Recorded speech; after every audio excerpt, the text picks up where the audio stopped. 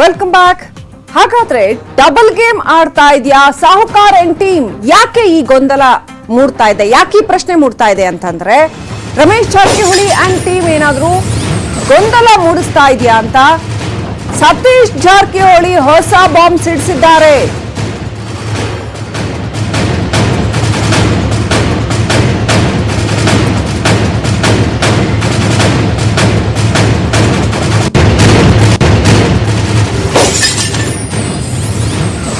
ಶೆಟ್ಟರ್ ಪರ ಕಾಂಗ್ರೆಸ್ನಿಂದ ಹೋದ ಟೀಮ್ ಕೆಲಸ ಇದು ಅಂತ ಹೇಳಿದ್ದಾರೆ ಸತೀಶ್ ಜಾರಕಿಹೊಳಿ. ಶೆಟ್ಟರ್ ಪರ ಈಗ ಲಾಬಿ ಮಾಡ್ತಾ ಇದ್ದಾರೆ ಅಂತ ಸತೀಶ್ ಹೇಳಿದ್ದಾರೆ. ತಮ್ಮ ಲಾಭಕ್ಕಾಗಿ ಲಾಬಿ ಮಾಡ್ತಾ ಇದ್ದಾರೆ ಅಂತ ಹೇಳಿದ್ದಾರೆ. ಹಾಗಾದ್ರೆ ಜಗದೀಶ್ ಶೆಟ್ಟರ್ ಪರ ಆಕ್ಚುಲಿ ಯಾರು ಲಾಬಿ ಮಾಡ್ತಾ ಇದ್ದಾರೆ?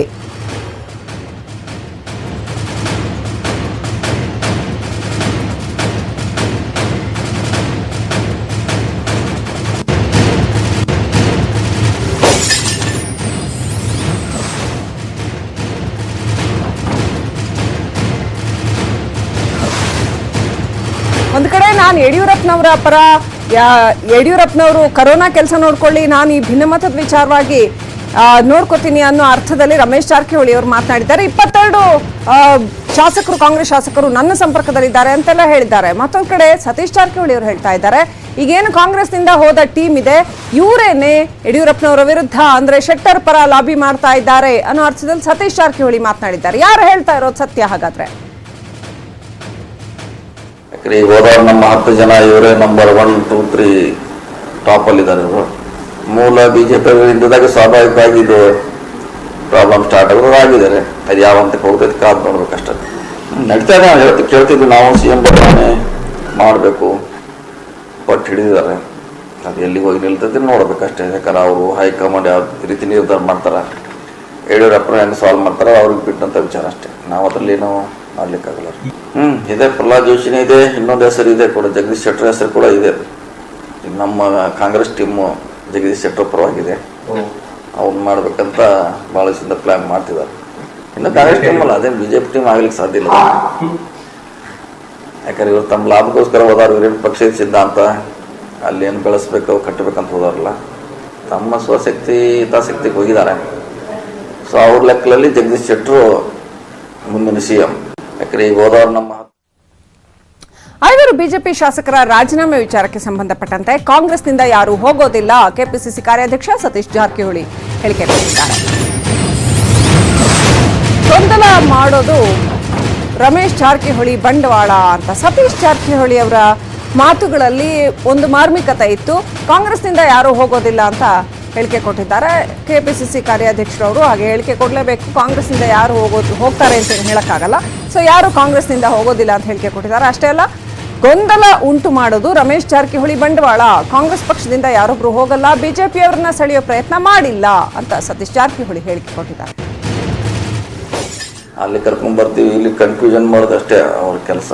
ಹೀಗಾಗಿ ಕಾಂಗ್ರೆಸ್ನಿಂದ ಯಾರು ಕೂಡ ಬಿಟ್ಟು ಹೋಗುವಂಥದ್ದು ಅವಶ್ಯಕತೆ ಅನಿವಾರ್ಯತೆ ಕೂಡ ಯಾರಿಗೂ ಇಲ್ಲ.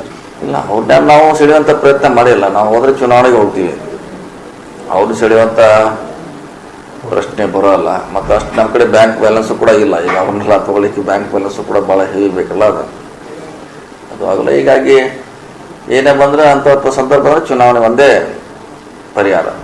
ಗೊತ್ತಿಲ್ಲ ಅದು ಯಾರಿಗೆ ಬಿಟ್ಟಿದ್ದಾರೆ. ಅದು ಕೂಡ ರಾಜಕೀಯದಲ್ಲಿ ಇದೇನು ಹೇಳಲಿಕ್ಕೆ ಆಗೋಲ್ಲ. ಈ ಕಡೆಯಿಂದ ಸಂಪರ್ಕ ಆಗಲಿ ಇರ್ತಾರೆ, ಆ ಕಡೆಯಿಂದ ಸಂಪರ್ಕ ಇದ್ದೇ ಇರ್ತಾರೆ, ಅದೇನು ಹೇಳಲಿಕ್ಕೆ ಆಗೋಲ್ಲ. ಆದರೆ ಸಿದ್ದರಾಮಯ್ಯ ಭೇಟಿಯಾಗಿದ್ದು ನನಗೇನೆ ಗೊತ್ತಿಲ್ಲ. ಭೇಟಿಯಾದ್ರೂ ಆಗಿರ್ಬೋದು, ನನಗೆ ಗೊತ್ತಿಲ್ಲ. ನೋಡ್ಬೇಕಲ್ಲ ಇವ್ರು ಎಷ್ಟು ಧೈರ್ಯ ಮಾಡ್ತಾರೆ ನೋಡ್ಬೇಕಲ್ಲ. ಇವ್ರು ಏನು ಕುಸ್ತಿ ಹಿಡಿತಾರೋ ಅದ್ರ ಮೇಲೆ ಡಿಪೆಂಡ್ ಅಲ್ಲ. ಸಣ್ಣ ಕುಸ್ತಿ ಹಿಡಿತಾರೋ ದೊಡ್ಡ ಕುಸ್ತಿ ಹಿಡಿತಾರೋ ಡಿಪೆಂಡ್. ದೊಡ್ಡದು ಹಿಡಿದ್ರೆ ಓಕೆ, ಮತ್ತೆ ಸಣ್ಣದು ಹಿಡಿದ್ರೆ ಕುಸ್ತಿ ಅಂತ ಸ್ಟಾರ್ಟ್ ಆಗಿದೆ ಸರ್. ಕುಸ್ತಿ ಸ್ಟಾರ್ಟ್ ಆಗಿದೆ. ಮತ್ತೆ ಹಂಗೆ ಸೆಡ್ ಹೊಡ್ಕೋತ ಹೊರಗಡೆ ನಿಂತ್ರೆ, ಹೊರಗೆ ನಿಂತು ಹಂಗೆ ಬಾಳೆಕಾಯಿ ತೊಗೊಂಡು ವಾಪಸ್ ಬಂದ್ರೆ ಬಾಳೆಕಾಯಿ ಕುಸ್ತಿ ಆಗ್ಬಾರಲ್ಲ. ನಿಶಾನೆ ಕುಸ್ತಿ ಅಂತಲ್ಲ, ಜೆಂಡಾ ಹಿಡ್ಕೊಂಡು ಬರ್ಬೇಕು ಅವನು. ಹಂಗಾದ್ರೆ ಮುಂದೇನ ಚುನಾವಣೆ ಬರ್ಬೋದು, ಅಥವಾ ಲೀಡರ್ಶಿಪ್ ಬದಲಾವಣೆ ಆಗ್ಬೋದು, ಅದೇನಾರ ಆಗ್ಬೋದು ಮುಂದೆ. ಸರಿ ಇಲ್ಲ. ಯಾವಾಗ ಇದನ್ನು ಆಪರೇಷನ್ ಕಮಾಂಡ್ ಮಾಡಿ ಸರ್ಕಾರ ಮಾಡಿದ್ದಾನೆ ರಾಂಗ್ ಡಿಸಿಷನ್ ಇದು. ಚುನಾವಣೆಗೆ ಹೋಗಿದ್ರೆ ಅದು ಬೇರೆ ಆಗ್ತಿತ್ತು. ಇದು ಇವನ್ನೆಲ್ಲ ತಗೊಂಡು ಸರ್ಕಾರ ನಡೆಸೋದು. ಬಸವನಗೌಡ ಪಾಟೀಲ್ ಯತ್ನಾಳ್ ಎಲ್ಲಿದ್ರು ಅಂತ ತಿಳಿದುಕೊಳ್ಳಲಿ, ಯಾರ ಆಶೀರ್ವಾದದಿಂದ ಇಲ್ಲಿಗೆ ಬಂದ್ರು ಅಂತ ತಿಳಿಯಲಿ. ಯತ್ನಾಳ್ ಹೇಳಿಕೆಗೆ ಕಟ್ಟಾ ಸುಬ್ರಹ್ಮಣ್ಯ ನಾಯ್ಡು ತಿರುಗೇಟು ಕೊಟ್ಟಿದ್ದಾರೆ.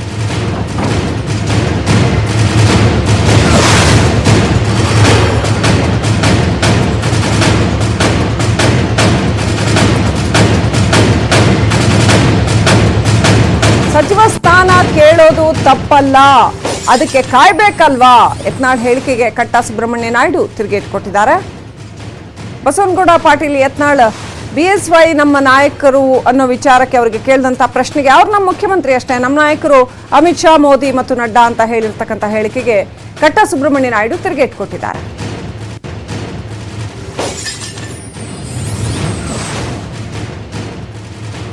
ಸಚಿವ ಸ್ಥಾನ ಕೇಳೋದು ತಪ್ಪಲ್ಲ, ಆದ್ರೆ ಅದಕ್ಕೆ ಕಾಯ್ಬೇಕಲ್ವಾ ಅಂತ. ಹಾಗಾದ್ರೆ ಬಿಜೆಪಿಯಲ್ಲಿ ಒಂದು ಬಿರುಕು ಕಾಣಿಸ್ತಾ ಇದೆಯಾ? BSY ಪರ BSY ವಿರೋಧ ಅನ್ನೋ ರೀತಿಯ ಒಂದು ಬಿರುಕು ಕಾಣಿಸ್ತಾ ಇದೆಯಾ ಹಾಗಾದ್ರೆ ಅನ್ನುವಂಥ ಪ್ರಶ್ನೆ ಬಹಳ ಕ್ಲಿಯರ್ ಆಗಿ ಹೇಳ್ತಾ ಇದೆ. ಯತ್ನಾಳ್ ಹೇಳಿಕೆಗೆ ಕಟ್ಟಾ ಸುಬ್ರಹ್ಮಣ್ಯ ನಾಯ್ಡು ಏನು ಪ್ರತಿಕ್ರಿಯೆ ಕೊಟ್ಟಿದ್ದಾರೆ. ಎಲ್ಲಿದ್ರು ಯತ್ನಾಳ್, ಇಲ್ಲಿಗೆ ಹೇಗೆ ಬಂದ್ರು ಅಂತ ತಿಳ್ಕೊಳ್ಳಿ ಅಂತ ಪ್ರತಿಕ್ರಿಯೆ ಕೊಟ್ಟಿದ್ದಾರೆ. ಯಾರ ಆಶೀರ್ವಾದದಿಂದ ಇಲ್ಲಿಗೆ ಬಂದ್ರು ಅಂತ ತಿಳ್ಕೊಳ್ಳಿ.